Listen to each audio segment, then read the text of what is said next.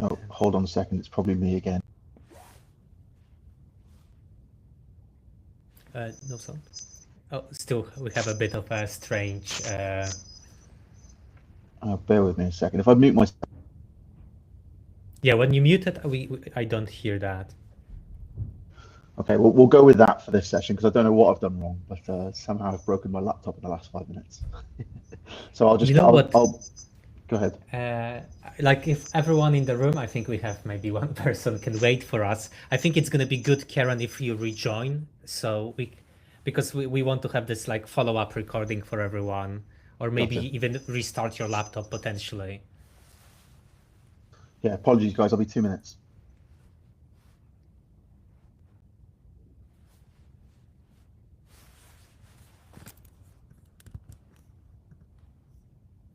So Matt, if you with us, yeah, we'll be starting anytime now.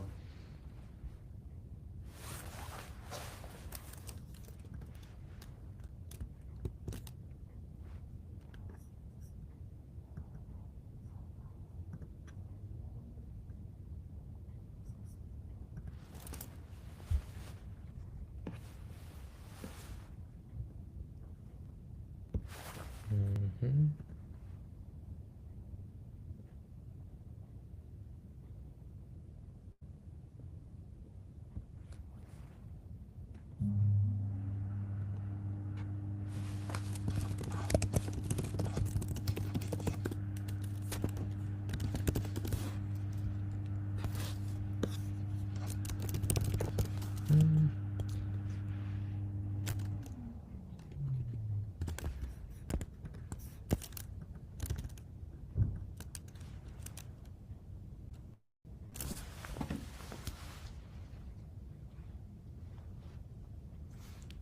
So we'll be starting very soon.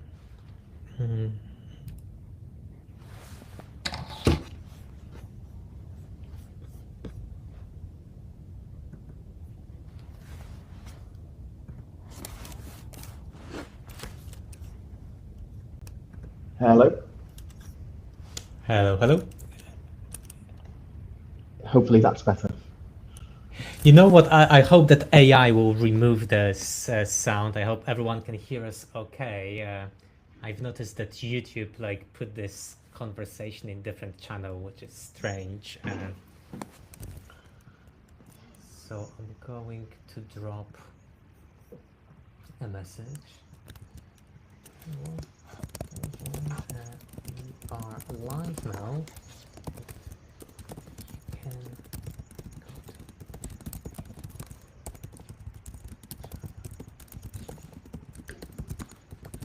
stream there. Okay, then let's go to the main channel. Maybe we can copy link somewhere for people. Yeah, okay. And just got a message from Matt. So let's share that with Matt. Hi Matt, can you try this?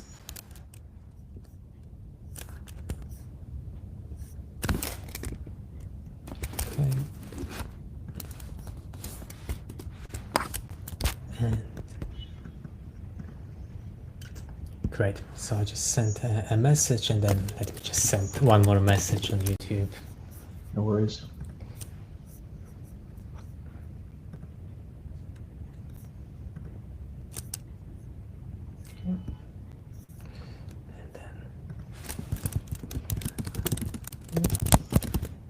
Okay, so I just sent a message to everyone. For some reason, we have people in the wait room, but YouTube doesn't connect with Riverside. Okay. But I just updated everyone, and yeah, that's great.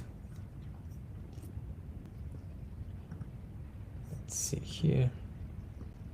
Oh, it's a little bit stressful running like a live stream. Great, and then events. Edit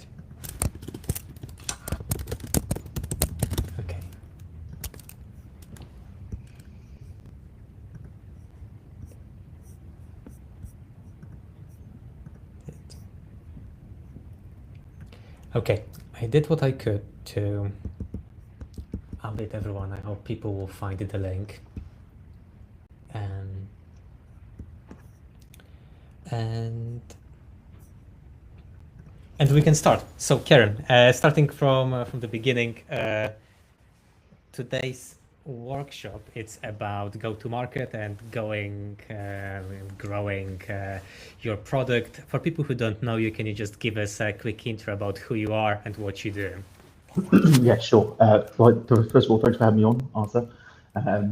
So my name is Kieran. I've been working in B2B sales now for the last 6 or 7 years. More specifically, over the last 2 or 3 years, been running fractional GTM service specifically for B2B tech and SaaS. Born out of the pain that I think I experienced as a B2B sales leader, which is founders don't want to hire too soon. Sales hires can be very expensive. You can't scale that early if you don't hire.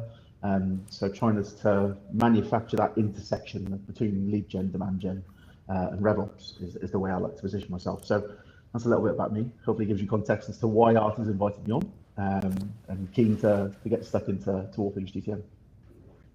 Okay. So I'm trying to figure out how we can help our audience as much as possible during this call, Karen. So things which come to my mind, and I know there are like a few listeners on this call right now being in a position where they are like early days with the launch of their product, and they try to get some eyeballs from potential buyers in a B2B space for their product. Like if you were to launch a new product, you have this beautifully packaged software with a beautiful website.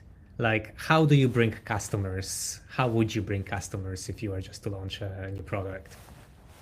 Sure. So I think the first thing I always recommend to any startup trying to launch something new features, new service, whatever that might be, is be very, very clear on who exactly it is that you're selling to. Now, what I don't mean by that is you have a firmographic visual of what your ideal customers might look like, i.e. 100 to 500 people in headcount. They work in X industries with Y regulations, for instance.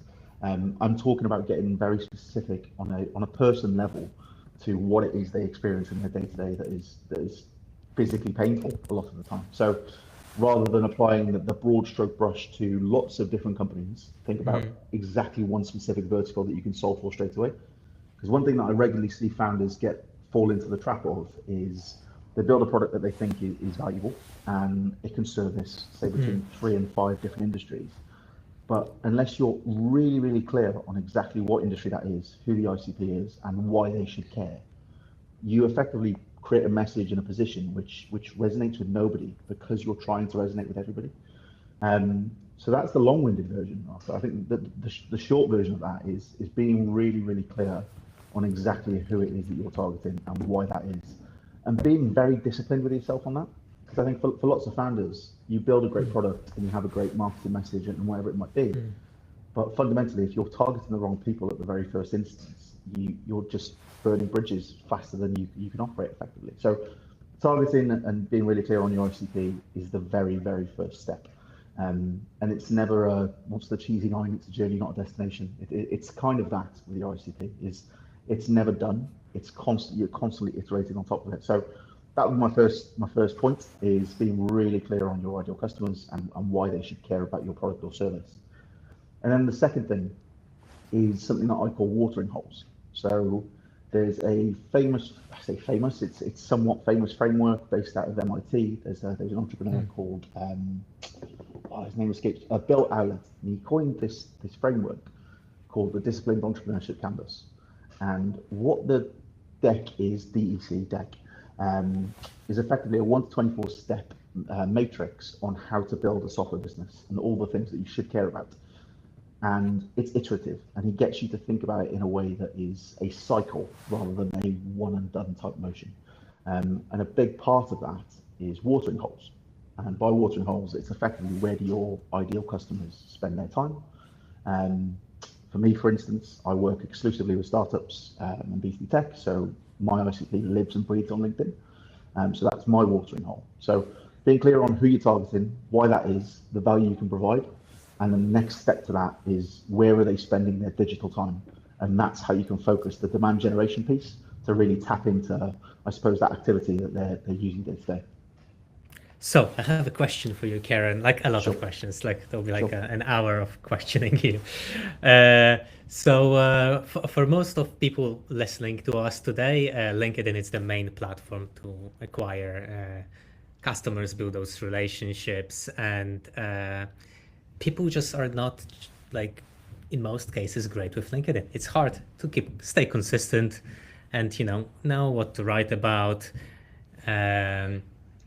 And LinkedIn posting is just like a one field of many. So you need to do posting, you need to do direct message outreach, maybe some ads, and there are like maybe newsletter, or maybe there are like even different channels outside of LinkedIn, going like multi-platform. If you were like early days, what do you believe are the strongest, biggest levers people can pull to get the first, let's say, 10, 20, 50 customers? My recommendation always start with LinkedIn. And the reason for that is more, I'd say, since the beginning of 2025, LinkedIn has pretty much become the leading platform for B2B sales. And I think a large part of the reason for that is LinkedIn limited third-party tools' ability to tap into their data and their APIs, etc. So now things like Sales Navigator, LinkedIn's leads database, is pretty much the gold standard when it comes to lead generation data, to B2B databases. Sales Nav is the gold standard, in my opinion. So I think LinkedIn always has to be at the very forefront of it, because there's two ways to contact your buyers on LinkedIn. You can do it passively, i.e. they scroll through content just through their lunch break, when they're walking through the street, whatever that might be, sat on a bus if you like, and that's passive content that they can passively consume over time, and you build that trust at scale over time. But then to your point, Arthur, about the other ways that you can leverage that as well, things like DMs, ads, newsletter, data capture, all those kinds of things. LinkedIn still remains the only place in B2B tech, or B2B broadly, where you can do all of that, both intentionally and passively, all inside one platform. So in terms of the quick wins, I would say LinkedIn is 100% my recommendation. Because the other side to that as well is it still remains, I think, the only channel whereby organic reach can still trump paid reach a lot of the time. So if you were to look at Reddit ads or Meta ads or even Google ads, it is very much a pay-to-play arena. You're not going to win unless you put lots of budget behind the thing that you're trying to achieve. With LinkedIn is very different. You can have a very organic reach coming from a human rather than a robot or an automated system. And for that reason, it builds trust at scale faster than any other method of content does. So there's lots of elements to it. There's lots of levers you can pull. But LinkedIn would always be my recommendation to start, because it's the easiest way to prove that traction quickly. I think cold email has been pretty much, I mean, cold email still has a purpose, of course it does, and depending on the volume of campaign that you're trying to run, cold email can still be a valid route to go down. But for the earliest stage, unless you have the sophistication of 200 different inboxes to rotate and lots of different domains to rotate, it can become very painful very quickly. Whereas with LinkedIn, you don't necessarily have those barriers to entry. So LinkedIn is absolutely the kind of foundation of it all. And I think more recently, what I've been experimenting with and my clients are leveraging quite heavily is Reddit. And I think that the reason for that, and you have to be very specific about the forums you find in Reddit that are specific to your context, your use case, and your ICP. But what I find with Reddit more recently, especially over the last 2 years, is that people are very unfiltered about what they think on Reddit. Whereas if you are to post content on LinkedIn, for instance, there's a filter because it's your professional filter. You can't say, what are you talking about, you numpty, right? Because you have your professional background attached to that. But with Reddit, people are a lot more, what's the word? I suppose willing to kind of throw stones at you a little bit, which is a good and a bad thing at the early stage. But I think there's no better way to kind of be grounded in reality than the feedback of Reddit. So I think they're the two avenues that I would always recommend at the earliest stage, and then layer in the more complex kind of platforms and channels like cold calling, cold emailing, events if you have budget to.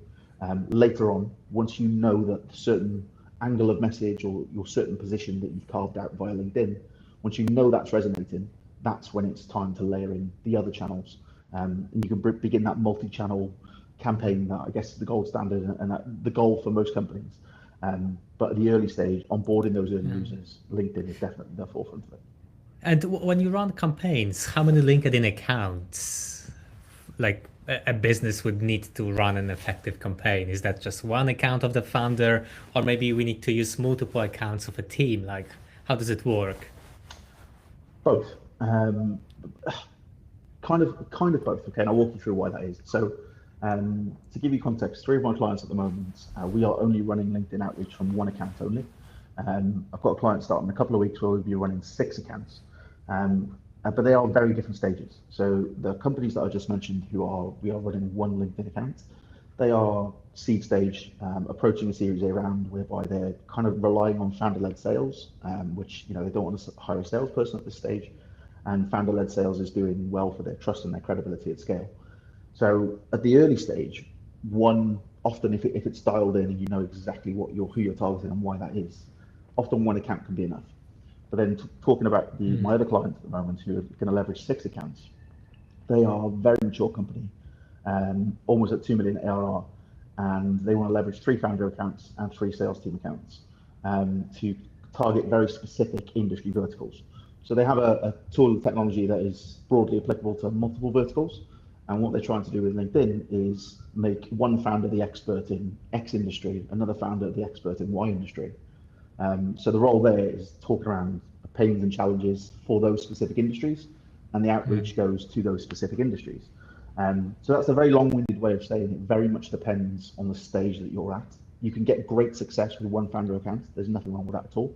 But if you're trying to scale and you're testing multiple different markets because you've pretty much conquered your initial beachhead market, then you can layer in more founders or sales team, whatever that might look like. But ultimately, it depends on the stage you're at. Great. And then a follow-up question to that is, when you manage those accounts, like I'm always worried, like giving to anyone access to my LinkedIn account, that LinkedIn might flag it and I might do access to my a very important asset. So how does it work when you work with someone, or like anyone on this call to engage with any external like kind of LinkedIn management firm? Like how do you manage this posting, direct message outreach? Like how does it work? Sure. So from an operational perspective, it's pretty straightforward between me and my client. So I set up a shared Google Sheet with the content that is going to be written across the week, Monday through Friday usually, with the graphics or illustrations attached to those posts. The client would then manually schedule them themselves, because one thing that is frowned upon by LinkedIn's backend is if you automate that content scheduling at scale. You might have come across things like Buffer in the past. That does limit your reach on LinkedIn if you were to use them, because it doesn't like third-party scheduling tools.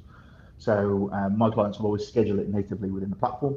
And then from an outreach perspective, I use a certain tool called HeyReach. I'm not sponsored by HeyReach, but that's just my tool of choice. And the way it works is you can configure the limits to sit comfortably within LinkedIn's limits. So you're allowed to send up to 600 connection requests a month before it's flagged as spam, which averages about 25 per day, roughly 40 messages per day. If you are to go above that limit, LinkedIn flags it as spam. Okay, can I stop you there? It's quite sure. interesting. So within HeyReach, so I guess within a sales navigator, before you like kind of identify a segment of businesses that like, yep, this profile should kind of connect with those businesses. And then within a HeyReach, you run automated invites with, I guess, some kind of placeholder message in there, right? Exactly that. So you sequence it in a very similar way to you would with an email campaign.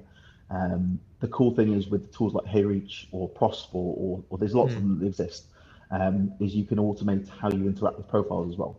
So for instance, if I wanted to connect with you, for instance, Arthur, and I've never met you before, via HeyReach, I can configure it so that I view your profile, I like your post, and then I send you a connection request. But I never actually have to do that manually. It does it all for me. Okay. So that would be like, all right, I see. So that would be a sequence, like a warming up towards the connection. Exactly. Would HeyReach as well do like AI comments on posts, or that's no? So That's Okay. one thing that HeyReach doesn't do, and I think that's a good thing. I think think I agree. I agree. Yeah. there's we've all seen the AI bots on comments, right? That add no value and they just regurgitate what you've already said in the post. So no, HeyReach doesn't do that. I've seen some tools that do it. I've looked at them and I've thought, I've seen the standard of some of the comments, and yeah, it's not for me personally, but by all means, give it a go if it's in your wheelhouse. Yeah, makes sense, makes sense. So I do like a lot of this high rich automations. I looked at the platform, it's super like slick, professional. Um, and coming back to this connection requests. So from your experience running those campaigns, what I'm hearing is liking someone posts, viewing the profile. What's the kind of time frame between those actions you would recommend? Usually within 5 to 7 days. And the reason for that is you become top of mind, right? And that's the it's a bit of a buzzword, but it kind of is the crux of it as well, is that you remain in a prospect's mind. With email campaigns, you kind of see it drip fed over time, and then eventually there's a call to action. The methodology for HeyReach and LinkedIn Outreach is very similar, except you nurture them via profile views, liking posts, etc. The difficulty is with some campaigns is you can't always tell if somebody's viewed your profile, right? So I do use LinkedIn Premium, so I'm lucky to have that feature. But for prospects who don't necessarily have LinkedIn Premium, they're not going to know that you viewed the profile, because it'll just say somebody in X industry has viewed your profile. Whereas if you like the post as well, it's warming up to that, and you can kind of assume that this has been somebody that's tried to contact you in that way.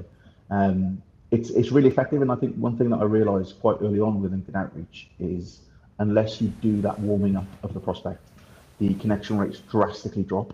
The sample that I ran last year was around a 15% difference. So I think campaigns that we were averaging 50% connection rates roughly, those campaigns were warming up the prospect via likes and profile views, and the ones that weren't were averaging around 30%. So it's just creating that familiarity over time. And if you're doing that with content as well at the same time, then it creates that familiarity and trust at scale even faster. Brilliant, brilliant. I have a few follow-up questions. So this is like a very practical session, so we can share it in a form of like shorts or article or the full recording on YouTube. That's why I'm going quite deep on those questions rather than keeping it high level. So one of the questions that I have in my mind, and some other people might have as well, is once within a HeyReach, you schedule all these actions, warming up the individual to the relationship, and then you send a request, you put a text message. Like, from your experience, what works better, being direct, indirect, inviting to maybe some kind of warming up activity like event works better, or straight like that's my thing, they want to buy it? Like, what works in your experience? So it's a terrible answer, but all of the above. And the reason I say that is because it very much depends on the ICP. So I'll give you a couple of examples. So I'm working with a medtech client at the moment, and their target customer is medical directors, clinical leads, very serious people is the way I like to think about this, right? So people who are not necessarily prone to startup language. They like for want of a better word, the corporate speak. So in that sense, it's often professional communication that is needed, being very direct about things like ROI for that specific ICP. But then equally, I've run campaigns in the past where the initial message can be less than 100 characters long, and you just ask a binary question, and that gives very good responses. So I think it very much depends on how, I don't know, it's probably not the best word to use, but how serious your customers are. For instance, cybersecurity buyers, they are very risk averse, right? They don't want to take on risk if you're a CISO or security manager, whatever that might be. So communicating in a way that makes sure that they feel it's professional and grounded in reality rather than hyperbole and marketing language is really important. One thing that I've found has been really, really effective over the last 6 months in particular, I think, is once somebody engages with your content, so let's say, for instance, they like your post, they comment, or they view your profile, call out that signal directly. And what I mean by that is they are what I would call intent signals. So they're showing intent by engaging with content that is manufactured specifically for them. So if Arthur, if you're my ICP, for instance, and you like my post, I reach out to you directly because I know that what I've talked about resonates with you because you've engaged with that content. So you get prioritized into a sequence, and you can automatically do that via things like Jungler. There's a tool called Jungler. ClearQ is another one. And you effectively automate the outreach to make sure that the content that you've produced is resonating with a specific audience. And it's about creating that flywheel effect. So there is no silver bullets to this, is what I'm trying to say here, Arthur, is there is not necessarily a one-size-fits-all message or format that works. It very much depends on your customers, but binary messages I've found more recently get very high response rates, but don't necessarily drive towards meetings. So I've kind of half answered your question there, so apologies for that. No, it's all right. It's all right. Like, it's very, very practical, and like you obviously run a lot of campaigns, so it's great to get those insights from you. A few more questions that come to my mind. So we run this Hey Rich campaign, you know, like we warm up the connection, then there is this connection request, someone viewing our profile. Maybe there are like some tools automating it, or we do it manually because there isn't that many views.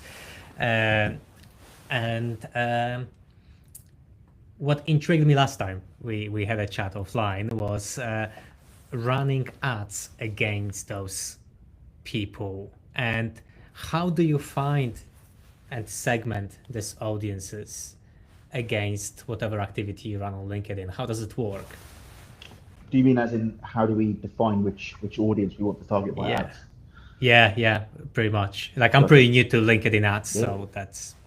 Yeah, no, awesome. So I run what I would call micro campaigns, which is prospects. The list is never bigger than say 1,000 people. And the reason for that is you are able to get through the filters a lot quicker. And when it comes to LinkedIn ads, you can specifically target up to usually around 60% of that list via LinkedIn ads. So how that works? Can you within the LinkedIn ads, can you target each individual rather than category?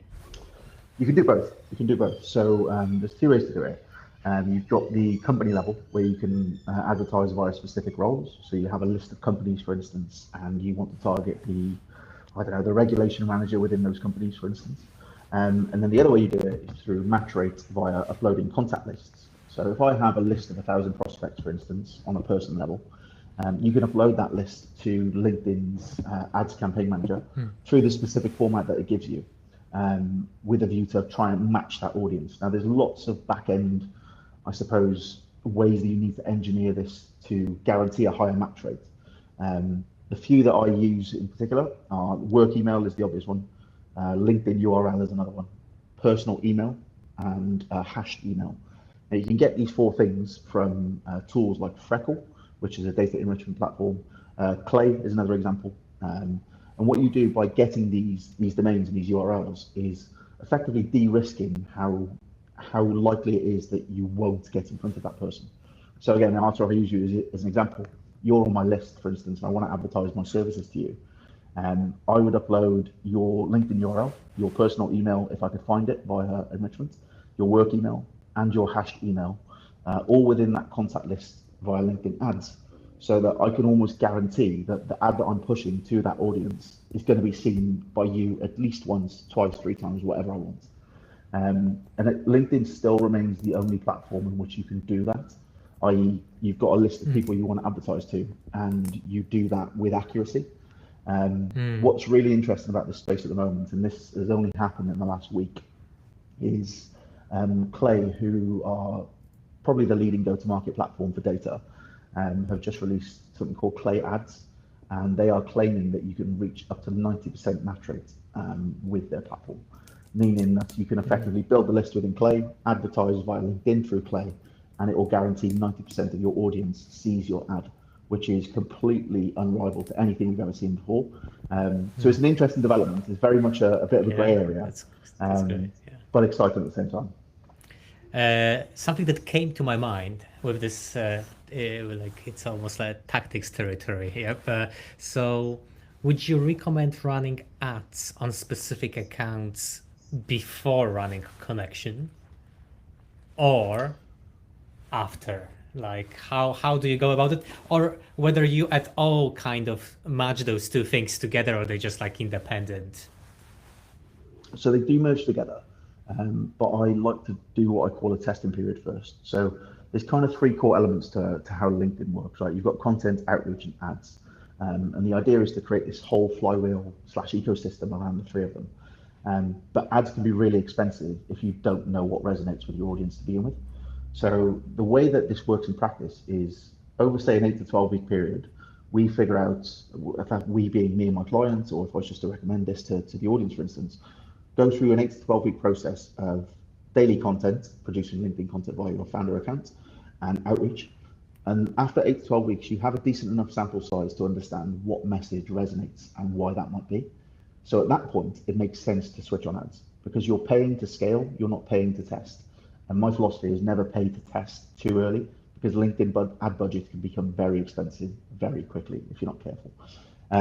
So to your point, Arthur, about how that kind of joins up then, I never recommend running things like form capture ads or data capture ads via LinkedIn because most people, the data shows that they don't interact with them. The ads that I do tend to run are top of funnel boosted posts. So for instance, if I have a post that's performed very well for a particular topic, I will put some ad budget behind that and boost it, not because that post specifically is going to drive revenue, but it drives attention and it drives trust via profile views, via content engagement, and therefore I can prioritize those people because those eyeballs I can guarantee are seeing my content time and time again. And that's what creates the flywheel. So once you understand what message resonates via the first two principles, content and outreach, you scale that to ads, and then you keep reiterating that time and time again through an 8 to 12 week process to refine what works, and you get closer and closer to message market fit, which I think in 2026 is arguably just as important as product market fit. Yeah, I agree with that. And then in all of that, it's quite interesting. What's your take on sponsored posts? So let's say that someone is like, what's the word? Yeah, someone is just posting something nice about your business and or like a relationship, and you sponsor that post. What's your experience with that? It's a double-edged sword because what it can do really well is build trust at scale very fast because it's effectively a living, breathing testimonial that exists within LinkedIn that isn't from your team, right? So in that sense, it can be really, really powerful. But on the flip side is if that person isn't a genuine customer or doesn't fit into your ICP bracket, for instance, you risk building reach in the wrong direction. And within LinkedIn, that's really important because if you build too much reach into, let's say, for my context, if I was to build too much credibility and authority in the agency niche, I would have lots of agency founders and people like me interacting with my content, which I don't particularly want. Like, it's nice to kind of have that, but they're not my ICP. I'm not trying to sell to another agency. So for that reason, it runs the risk of building in the wrong direction. So boosted content is great and sponsored content is great, so long as the content itself is definitely adding value to your ICP. If it's just a nice thing that your friend or your investor has said about you, probably not, because it builds reach in the wrong direction. Okay, great. That's a useful information. And then in this whole flywheel that you just described, I wanted to ask, where's the space for direct messages? And if there is a space for it at all, are we passively waiting for people to come in? Sure. So one really cool thing about HeyReach in particular, and I'm sure the others do this as well, but I've only ever used HeyReach, is so it has the cap of 25 connections per day and 40 messages per day. But if you were to go outside of that yourself, so for instance, I've sent 25 connections today, I manually send the 26th one. That's unlikely to flag as spam. But on the flip side is if you get ahead of the curve with HeyReach, let's say for instance, 8 o'clock in the morning, I send 5 connection requests. HeyReach that day will only send 20. So for that reason, you're not risking those limits, if that makes sense. Which I think is really important because with LinkedIn in 2026, a lot of people are leveraging it for B2B sales and B2B marketing.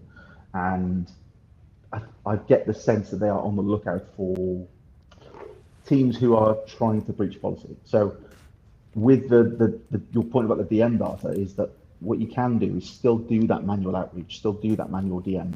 A bit like I've done with prospects literally over the last week. If you come across content that is highly specific to your territory, but at the same time, it's really important to make sure that that list, or that lead isn't in the list that you're already running. Because if they are, and you send that manual message, they won't get the follow-ups, they won't get the curated stuff that you've spent so long putting together, right? So there's a place for it, but there's a couple of things that you have to check beforehand. Things like they're not already existing in the campaign, and making sure that you are still abiding within those limits, because that's a surefire way to get your account flagged very quickly. Great. And during your career, like, have any accounts been flagged, Kieran, or that never happened? Never happened. The only time that I had a warning from LinkedIn, it was for my own account, was because I was scraping too much data from it, effectively. I was scraping en masse using something called Firecrawl. You might have come across it, and if they sent me an email and said, you can't do that, this is your effectively a formal warning. And I was like, right, okay, noted, I will never do that again. Because yeah, if I lost my LinkedIn account, half the business would be going out the window. So. Great. Well, I have a few follow-up questions, Kieran, on content side of things. Because I see you consistently post on your LinkedIn, and a lot of people struggle with that. And what's more, you also post on behalf of your clients, like you create those social media posts. So question number one is, you know those founders for like a week, 2, 3, it's not a long time, and then you become them on social media. So the question is, how do you do that? And then second question is, how do you find writing content for yourself? How do you manage being consistent? Cool. So first one, in the very early stage, what I do with the client is the first week is onboard them with what I would call a tone of voice. So some founders have a tone of voice document, some don't. I think in the age of AI, it's really important to have a tone of voice document. And by that, I mean a document whereby you talk about exactly how you want to come across as a founder, what that personality looks like, so that every time somebody interacts with you online, they know what kind of person to expect. So at the earliest possible stage, we adopt that tone of voice document and put that into the system to make sure that it sounds and feels like the founder. So that's the first part of it. The other part of it is it's not it's not a total DFY done for you service, in the sense that I still require the input from the founder around the ICP. AI can do a great job. Claude, ChatGPT, Gemini, pick your favorite character, right? They can all produce good content to an extent, but the human manual intervention bit, which is curating it specifically for the ICP, grounding it in narrative and operative pain, is the really important bit. So there's two sides to it. It's the tone of voice, but also working directly with the founder to know the pains around the ICP. And from there, you can kind of gauge, based on traction of content, based on the message that's going out, exactly what type of content is resonating. You usually get a good feel for that after about week 3 or 4, where you can then double down on that.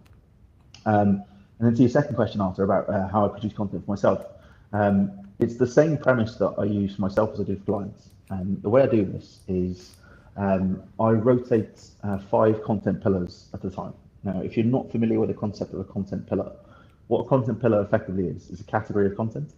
And I rotate 5 different styles through those content pillars. So I'll give you an example of the content pillar I'm working through at the moment with my content that is currently going out, is around why hyper automation is killing B2B founder sales. Because I firmly believe that too much automation at the early stage is just a recipe for disaster. So lots of my content now, especially over the last couple of weeks, has been around why hyper automation isn't necessarily a good thing. And the styles that I rotate through that are pain. So pain is to call out your prospects' pains and problems better than they can themselves, ideally. Proof. So proof content is to showcase that you are the one to solve those problems, usually in the form of case studies or testimonials. Behind the scenes content. So that's content to show that under the hood look at how things are done internally. You've shown that you can solve problems. Behind the scenes content is your opportunity to show exactly how that's done. Insight content. So that's effectively an opinion piece on a given topic in your industry niche. An obvious one, if I was to look at my medtech clients at the moment, AI is a hot topic in healthcare, as I'm sure you can imagine. So lots of the insight content we produce for that client is around the use of AI. And then finally, decision support content. So that type of content is designed to add value to their internal decision-making process, whether they choose to engage with you or not. The idea here is to add value regardless of whether they know you. so that they can, these are the vendors you should consider. This is why you should be considering them. These are the regulations that you might be bit with if things go wrong. Those kinds of things, because it's not necessarily about just being a walking, talking advert for your product or service. It's about adding value to your audience and implicitly building trust at scale by doing so. And that's the framework that I tend to follow in order to do that. Great. That's great insight, Kieran. Thank you for that. I'll need to process that and maybe extract a transcript and share it with everyone. So I have a few follow-up questions heading towards the last 15 minutes, Kieran, Sure. and these are around the tools and costs. So if you were to speak to SaaS founders going from zero or having early revenue, what's the minimal viable go-to-market stack, and what does it cost more or less per month? Ooh, great question. So it's a very tough one actually, because obviously I'm in the luxury position now where I can look at tools and think that's great. But at the early stage, I may not have done that. So LinkedIn, of course, it's free to use for one, right? So as an absolute minimum, excuse me, LinkedIn absolutely bread and butter for organic reach, for outreach, etc. I think you can make the most of HeyReach to do DMs without necessarily needing Sales Navigator. So I spoke to a founder recently who is using the search feature within LinkedIn. So you can search for a name or a job title or whatever it is. So rather than using Sales Navigator to scrape data, they're just using the search bar within LinkedIn and then scraping that data and putting that into HeyReach. So that's a long-winded way of saying you don't necessarily need Sales Navigator to get off the ground with outreach. But I would definitely encourage something like HeyReach. So HeyReach is, I think, $70 a month for a seat. There are others that exist. You've got Prosp, you've got EasyGen's another one. There's lots of different sequences that exist. And they all broadly are interchangeable. The reason I chose HeyReach was mainly for the resources than anything else. So a LinkedIn automation tool, I think, would be my recommendation. Content, you don't necessarily need anything paid. You can do it mostly with AI and Canva.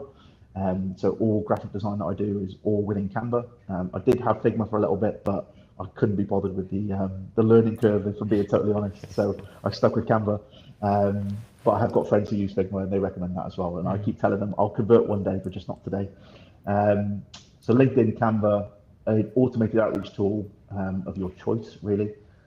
And I think for the earliest stage, in terms of getting off the ground, I think that's pretty much all you need. At the point in time where you think you need to layer in more sophistication, or say you begin to generate revenue, and you're confident that you can scale it to multiple personas or whatever that might be, then it maybe look at things like databases. So Sales Navigator, Apollo, Clay, Freckle, there's lots that exist. But as a very foundation and a fundamental to work off, LinkedIn, Canva, and some kind of automated outreach tool, I think it's pretty much all you need. Great. And from more advanced tools, there are platforms like Clay that cost a significant amount. When do you think is the right time to go towards this type of platforms? Good question. So I get this question probably on a daily basis, right? Okay. And I think it's a good thing, because I think it goes to show that it's kind of a sign of the times around hyper automation and why it's good but equally bad at the same time. So my recommendation with tools like Clay are that if you know you have product market fit, or you're very, very close to it at least, where you can say, we spin up this content, we spin up this outreach, we put these ads out and go to these events, and it generates X amount of leads. And you can be quite firm on that. Maybe you're firm on your customer acquisition costs or your lifetime value costs, whatever that might be. Once you have that data and you know you're close to product market fit, then it makes sense to layer in these additional platforms. But I think at the early stage, running things like massive signal enrichment lists and lots of different integrations, it's almost over complexity for the sake of it. That said, the likes of Clay, Freckle, others, they are incredibly powerful tools used in the right way. But I think at the early stage, from 0 to 1, you probably don't need it. I would say Clay is more of a 5 to 10 type play. 0 to 5, you can get away with kind of scrappy bits and different segmented tools. I think when you get to close to product market fit, that's the point where you can look at more sophistication, the likes of Clay, etc. Great. And I have one question that came to me through another conversation where people had a bit of a fear of using their main LinkedIn accounts for the outreach because it's like a huge risk that something might go wrong. And if your whole business relies on your founder account, it's a huge risk. Do you have any experience with buying LinkedIn accounts or renting LinkedIn accounts? Because there are like people doing it. I've never experienced that myself, so it's hard to tell. I'm not sure if that's been like No, in your I'm, word. no, so I've never done it myself. I've never had a client that's wanted to. I've had a friend who, just before Christmas, bought about 20 different LinkedIn accounts to run it for a huge volume play for a client. And the general takeaway when I last caught up with him, which was at the end of January, was that because it feels like a bot a lot of the time, the results just don't make sense. So effectively, there's no ROI. So I've never experienced it myself, but I do know it exists. But I don't know about you, Arthur, but every time that I log onto LinkedIn, you can almost spot the bots immediately, Yeah, right? yeah. And I don't think that does very well for your kind of implicit trust at scale if your brand looks and feels like a robot. Because fundamentally, we know AI exists, automation's great, but on a human level, people still buy from people. And I think the moment you feel as though you're being sold to by a bot, it just scares people away. So I've not had that experience, but I know people who have, and it's not been positive from the stories I've heard. Okay, it's great to know. Thanks, Kieran. I have two follow-up questions on tools and costs. Sure. And one is LinkedIn ads minimal viable budget. Like what's realistic like budget for a B2B SaaS, like going live with campaigns? Sure. So I think the good thing is with LinkedIn is if you follow the small list methodology, you won't burn too much cash too quickly. If you try to advertise to a large sample size of say 100,000 people, you will burn through cash very, very quickly. So generally with clients, I recommend between £5 and £20 a day. Not sure what the conversion rate would be in euros and dollars, but between £5 and £20 per day, depending on the list size. And that tends to run around 2 to 3 weeks. I can't do the maths that quickly, but it's not a massive amount of ad spend, which is always surprising when I talk about it, because I think that the default assumption is you have to run lots of ads at lots of volume with big budgets. And that's not necessarily the case on LinkedIn if the list that you're targeting is super dialed into your ICP. So if I know that I have 1,000 artists in the room, for instance, and I want to advertise to 1,000 of you, even if 60% of that list gets matched via ads, I know I'm still advertising to 600 of you, and therefore the budget will be a lot cheaper as a result. Whereas if I was to try and you do that on a firmographic basis, I use LinkedIn's native filtering, that becomes very expensive very quickly because lots of people fall into those firmographic filters. So it's about kind of engineering that the list, if you like, as well as engineering the outreach system, the content system. Ads have this perception that they need to be expensive to work, and in my experience, they don't. As long as you can do it in a coordinated, strategic way, you can do it pretty cheaply. Great. That's great insight. And a follow-up question to that, it's like about a realistic timeline from start of the campaign to the moment when you get like your first meetings booked, like your experience, like how did it like play out? Sure. So generally around week 4, you are probably confident that you've at least got some early discovery conversations coming, or you're confident on what message is resonating. So what I mean by that is the first 3 weeks almost treat as the content experiment phase to figure out what is resonating with the target audience. By week 4 or 5, you have a good idea of what has worked because you've probably produced between 15 and 20 pieces of content in that time. By that point, you've got enough data, you've got enough of a sample size to say this is currently working. So around week 4, generally, and as time goes on, you can imagine that you get more dialed in with that message. That message market fit becomes a lot clearer.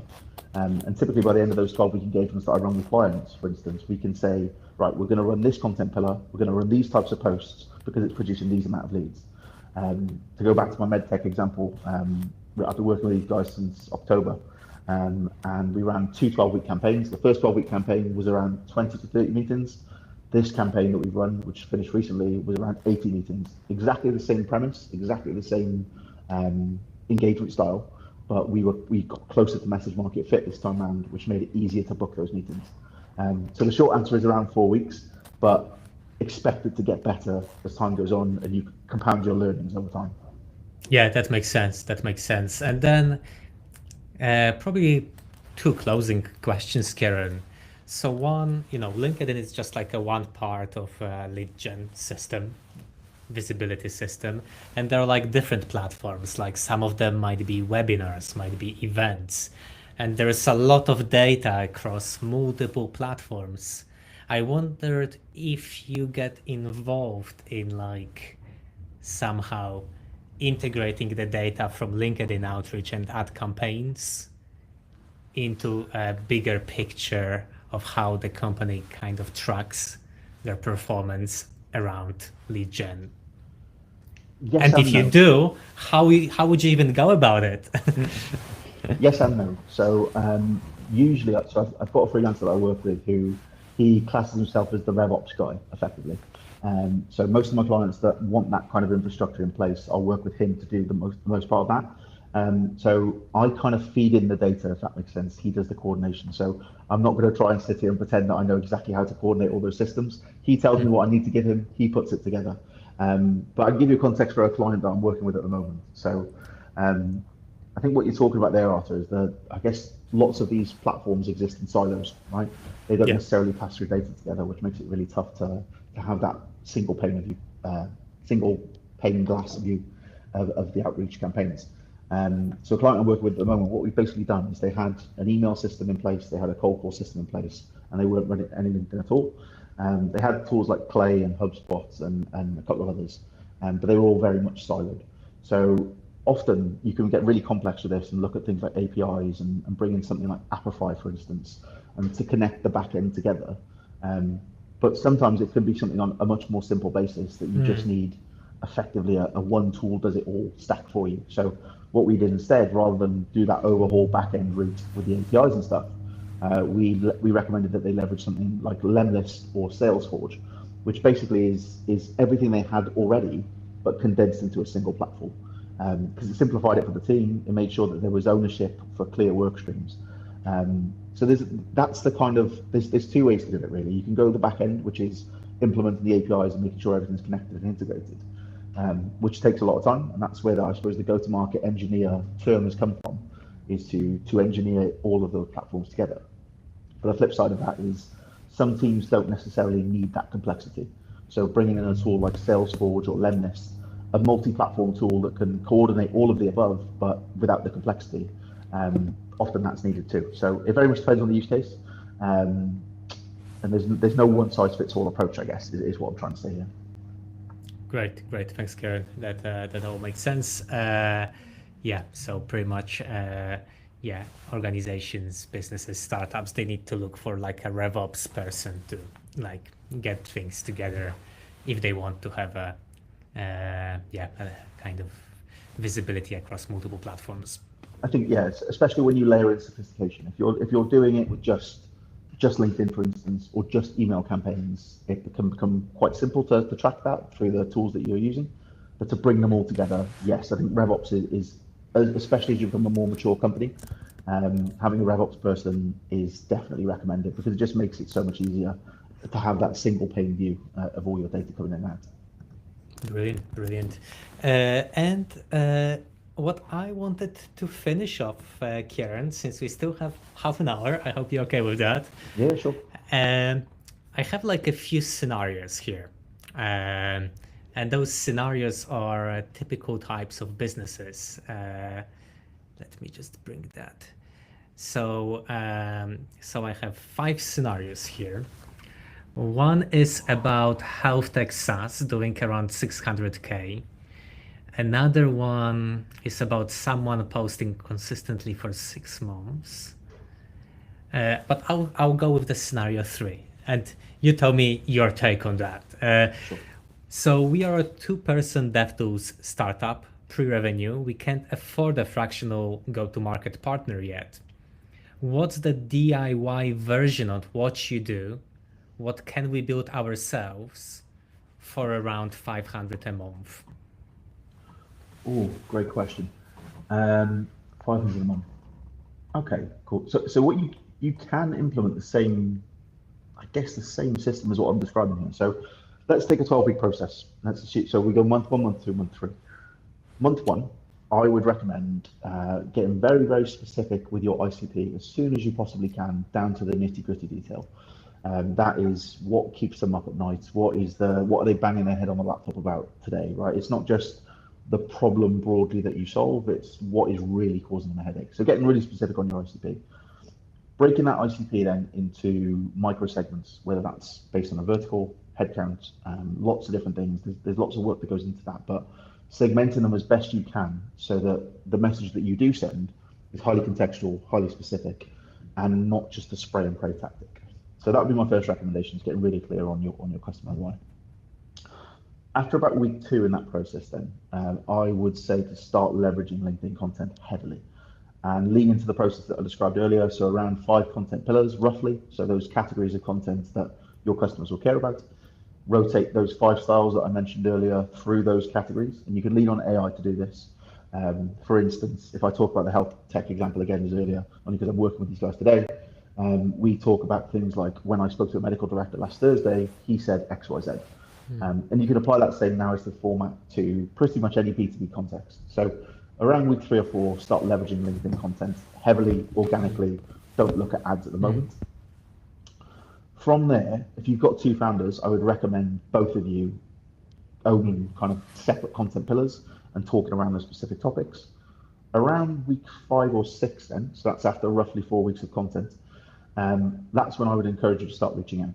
And the reason I say it around that point is because by that point, week 5 or 6 in the campaign, you've got enough valuable content within your personal profile so that by the time somebody lands on your profile, they understand what value you add, why you've reached out, and why the conversation should actually, why they should care about having that conversation with you.